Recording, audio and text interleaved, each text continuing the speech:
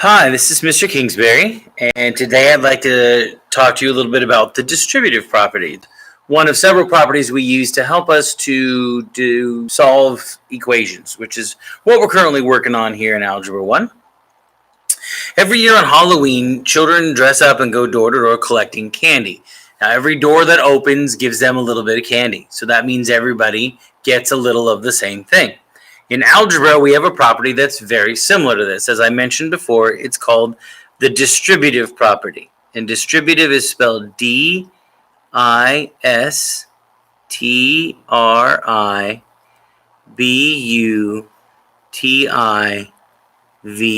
Distributive.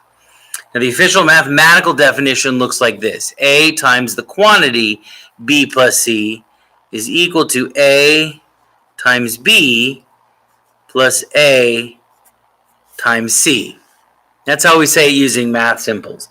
But in English, we say this. You can multiply. I'm sorry, not multiply. You can add two things first and then multiply them by something,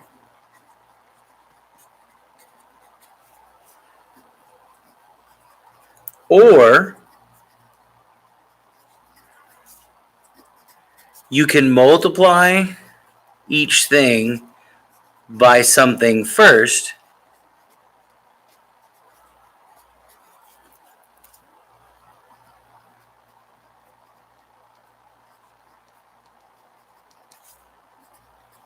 and then add the products.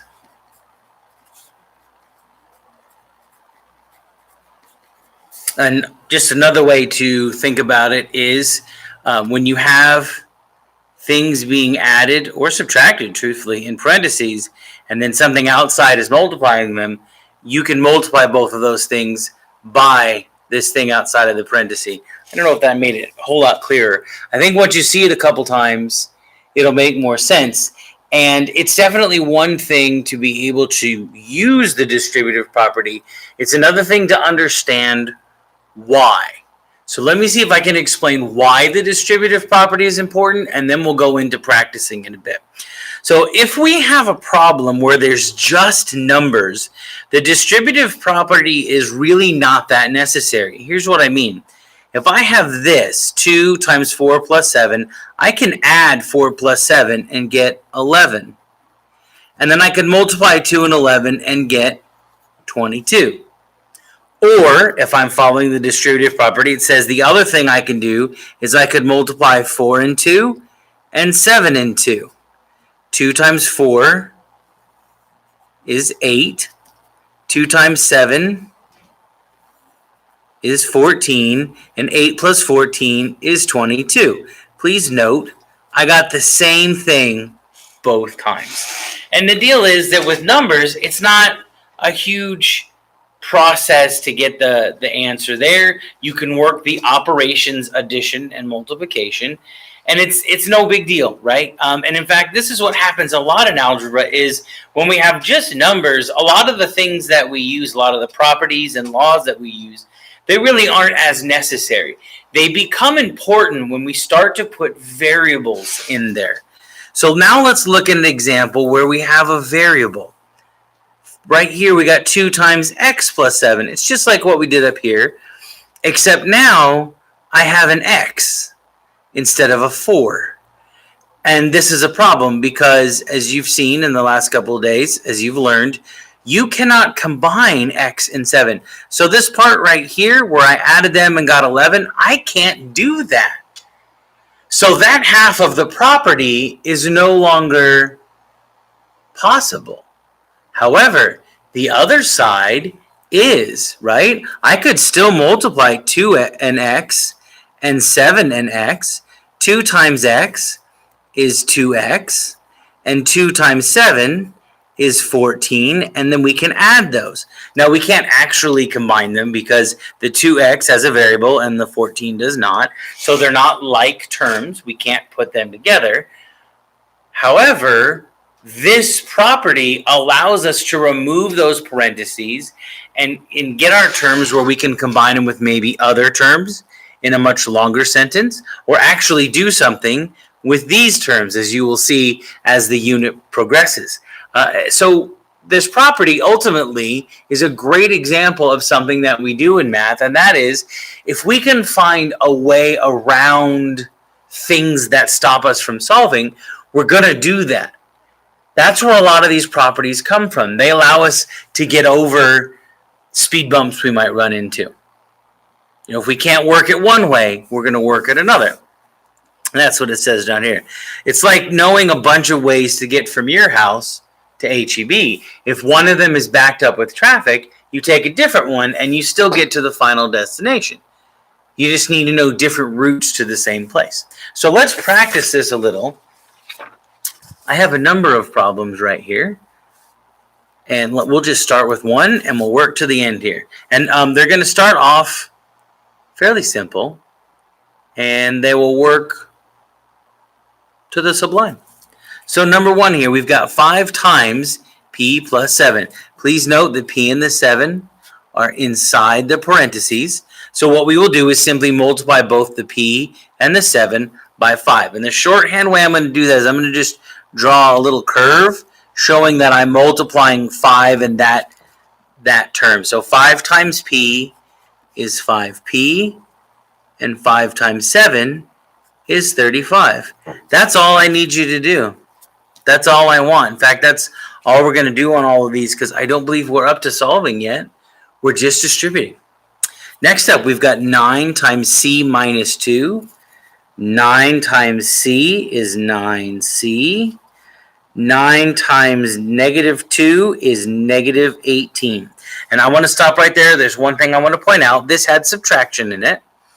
And I want to point out that subtraction is the only operation that is both a verb and an adjective. And what I mean is we have 4 main verbs in math: adding, subtracting, multiplying, and dividing. And that's what this is. That's what this says.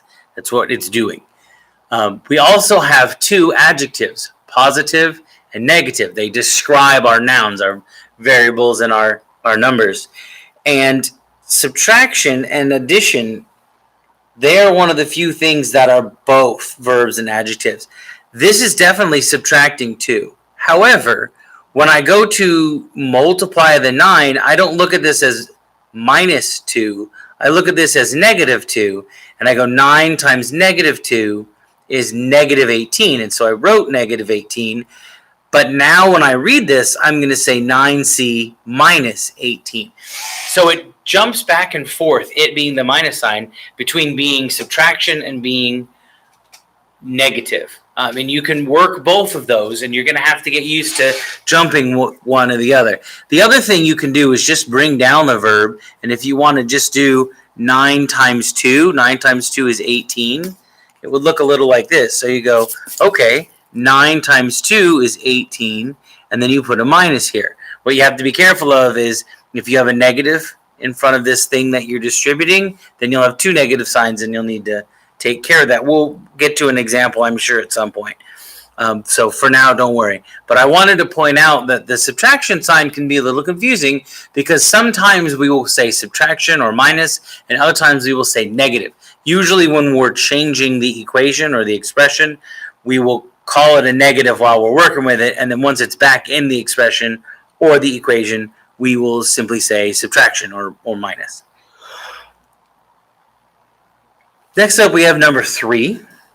And you'll notice in number 3, we have 2 variables. Does not change what we're doing. I'm still going to multiply 4 times x, that's 4x, and 4 times y, that's 4y. And I'm going to bring down the plus, and I'm done. It did not change how I worked the property. It just meant that instead of having a term with a variable and a term with just a number, I have 2 terms with variables. They're just different variables, which I cannot put together because they're not the same variable. We'll get there, don't worry. How about number 4? 4 times 2x. Ooh. So if this was just an x, you'd put 4x right here, but it's not. It's 2 x's. And this really isn't all that big of a difference between the 3 we just did. 4 times 2 is 8. So 4 times 2x would be 8x. And then we have 4 times 5, which is 20. We're adding those, and it still equals 44. And I'm not going to go any further. I don't need you to solve these. I believe solving with the distributive property comes later. I stand correction. So let's go ahead and subtract here, or solve here. I'm sorry, we're going to go ahead and solve. So then here we've got 8x plus 20 equals 44, right? Don't forget the don't call me after midnight stuff. I believe we've spoken about that. If not, I just shared something with you that you've never heard of, and I apologize for that. I believe we've shared it with you, though. Let's see. So we would distribute, check. Then we would combine like terms. There are no like terms on the left, none on the right. Then it says move variables to one side and constants to the other. Well, I only have variables on the left, so I'm going to leave them alone. I have constants on two sides, though, the left and the right. Since I only have variables on the left, let's move all the constants to the right. So I need to move this 20 to the right. This is plus 20. So to move it, I will do the opposite. I will subtract 20. On the right side, 44 minus 20 is 24. On the left side, positive 20 minus 20 is 0. Makes a 0. 8x plus 0 is 8x. So my new equation is 8 times x equals 24. And to undo multiplication, I use division. So I divide both sides by 8. Whatever you're multiplying by, to undo it, you divide by that same thing. I apologize, I ran out of room. I probably should have left myself a little more space. On the right side, 24 divided by 8 is, we'll just put it up here, is 3. On the left side, 8 divided by 8 is 1. 1 times x is x. So we get x equals 3. I'm going to write a little bit smaller on this next one, okay? And I'll zoom in a little for you. Here we go. So we've got negative 4 is greater than negative 2t times t plus 3. So according to our steps here, don't call me after midnight, we distribute first. So I will distribute this negative 2. Now I realize there's a negative on the 2. And for some of you, you're going to start thinking that means we do something completely different. It does not. All it means is we do exactly the same thing, and when we're done distributing, there will be a negative that we have to take into account. Negative 2 times t is negative 2t. Negative 2 times 3 is negative 6. So I end up with negative 2t minus 6. And then on the other side, we got a negative 4. So our inequality is negative 4 is greater than negative 2t minus 6. Now, again, our next move is to combine like terms. There are no like terms on the right. There are no like terms on the left. Then we move the variables to one side and the constants to the other. Again, we only have variables on the right. So let's leave the variables there and move the constants to the left. I have one constant on the left, that's a negative 6. The opposite of that is adding 6. So I will add 6 to both sides. On the left side, negative 4 plus 6 is 2. On the right side, negative 6 plus 6 is 0. Negative 2t minus 0 is negative 2t.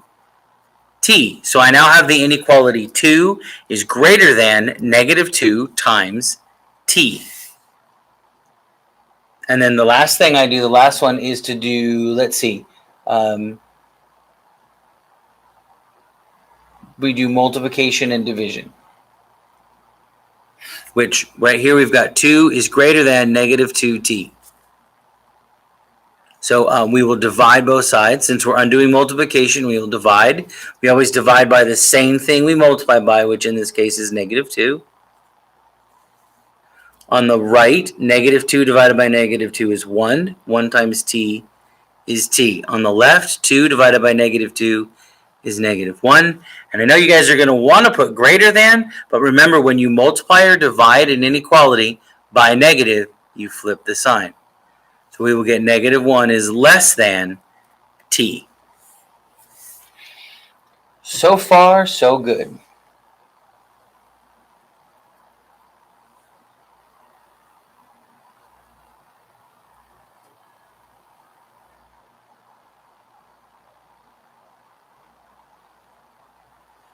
All right, next one, number 6. Again, start with distributing, right?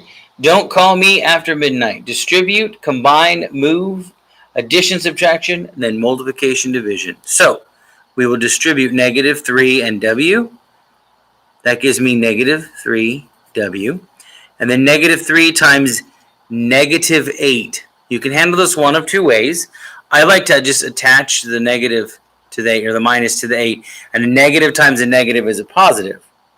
So I like to look at it like this. Negative 3 times negative 8 is positive 24. However, some people don't like to look at it that way. That's fine. They're going to go negative 3 times 8 is negative 24. And then don't forget to bring down this minus sign. And here's what I was talking about earlier on number 2. You have two negatives. Two negatives make a positive. So you have to adjust that. Either way is fine. It does not matter which way you handle it. I would strongly encourage you to do the first, but if the second makes more sense to you, then that's what you need to do. Don't forget to bring down the 6. So we distributed. Then we're supposed to collect like terms. Are there any like terms there? Nope.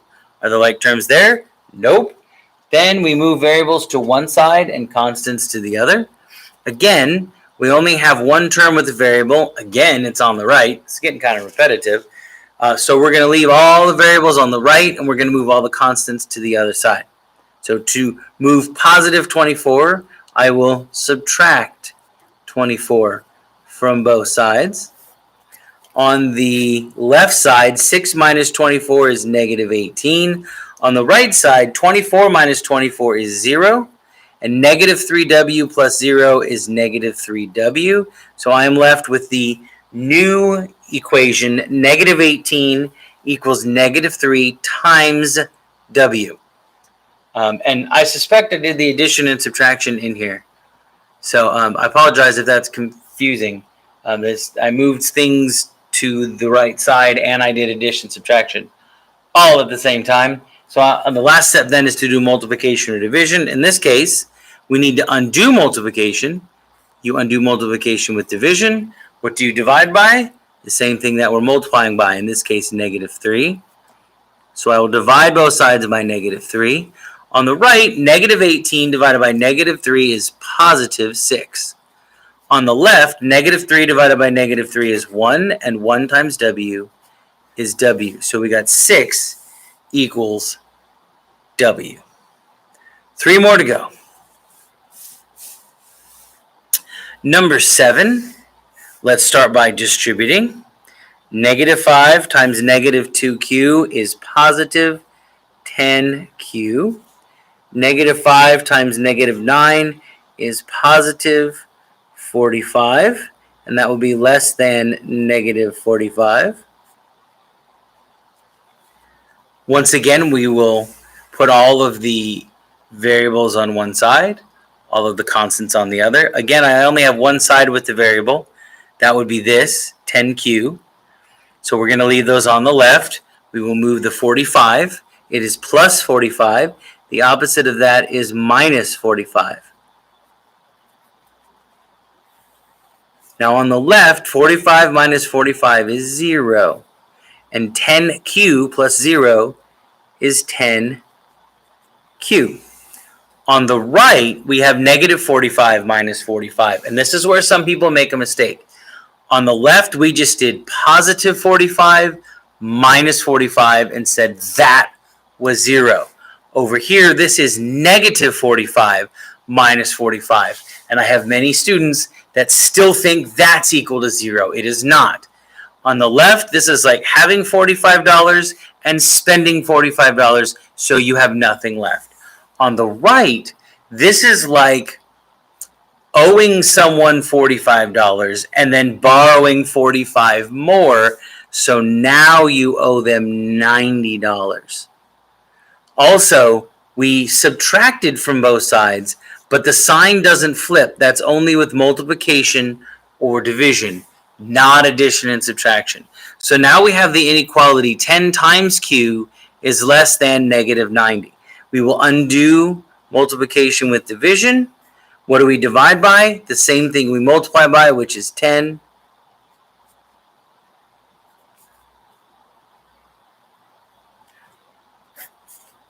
On the left side, 10 divided by 10 is 1. 1 times q is q. On the right side, negative 90 divided by 10 is negative 9. Now, we did use division. We did use division, but it wasn't division by a negative, so we can leave the inequality as a less than.